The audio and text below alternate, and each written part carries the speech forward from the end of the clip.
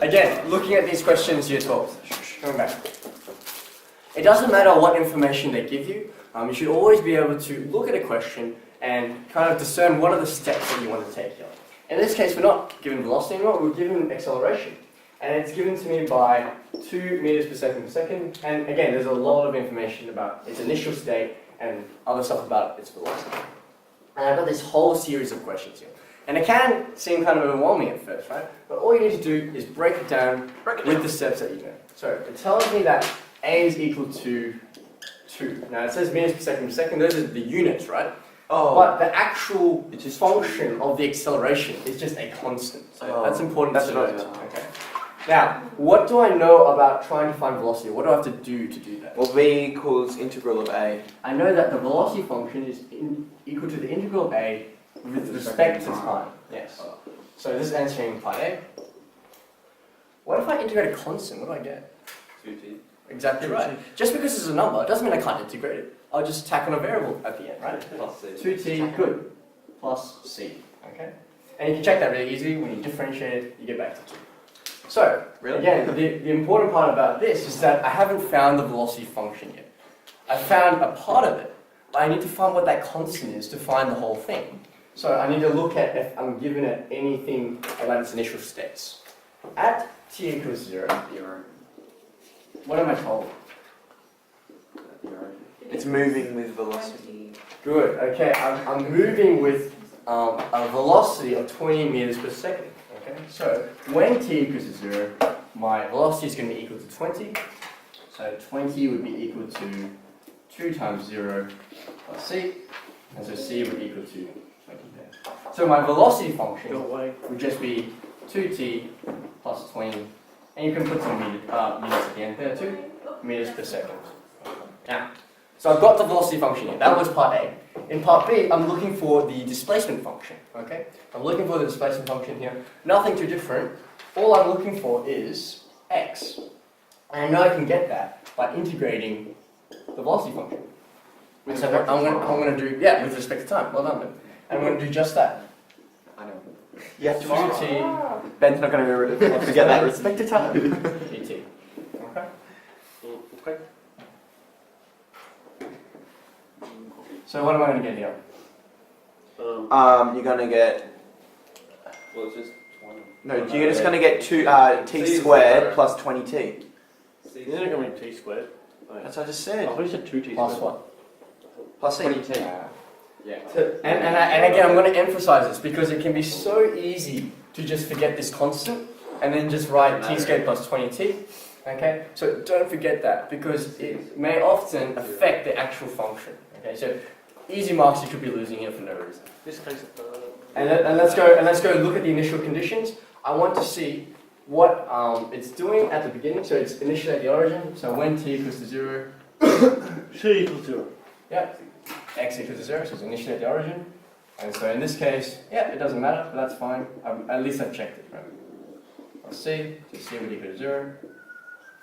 So my displacement function is just t squared plus 20t.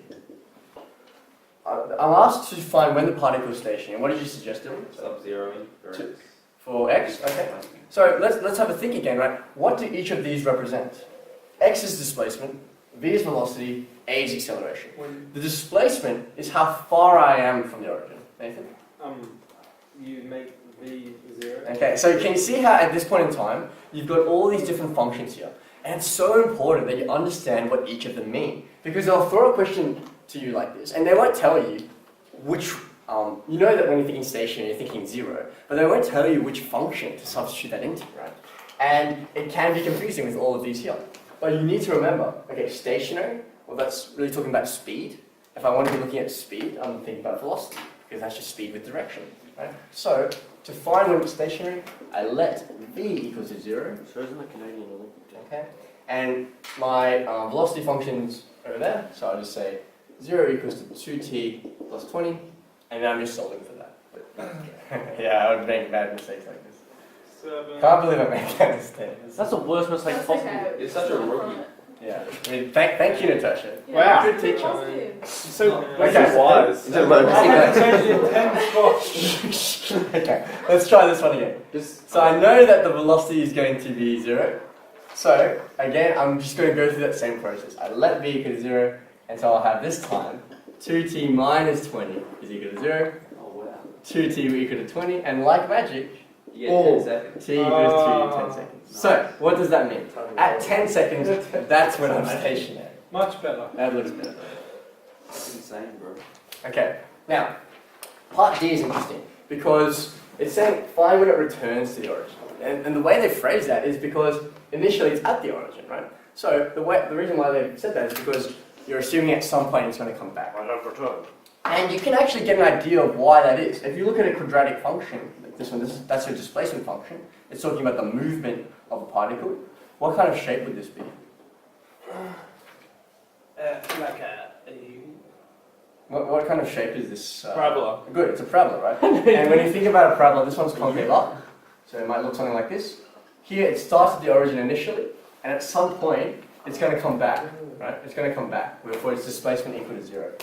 So, when I'm doing this, I can solve it in the same way, right? I say, if I want the displacement to be, if I want to come back to the origin, what does my displacement need to be? 0. Exactly right. If I let x equal to 0, Oh, so many things equal to 0 here. Equal 0. okay. And something like this, how would I solve that?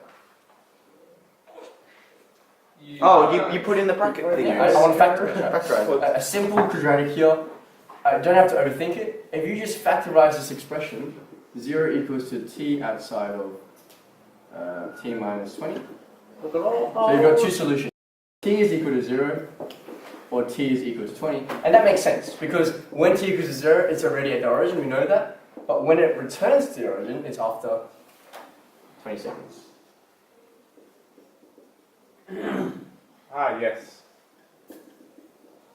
The return of the particle. Turn of the chair. Is there meant to be a t in those brackets after the negative 20? There's not. You got your game for Wow. You So, silly Two girl. mistakes. Unbelievable. Wake up to a Any questions on this one?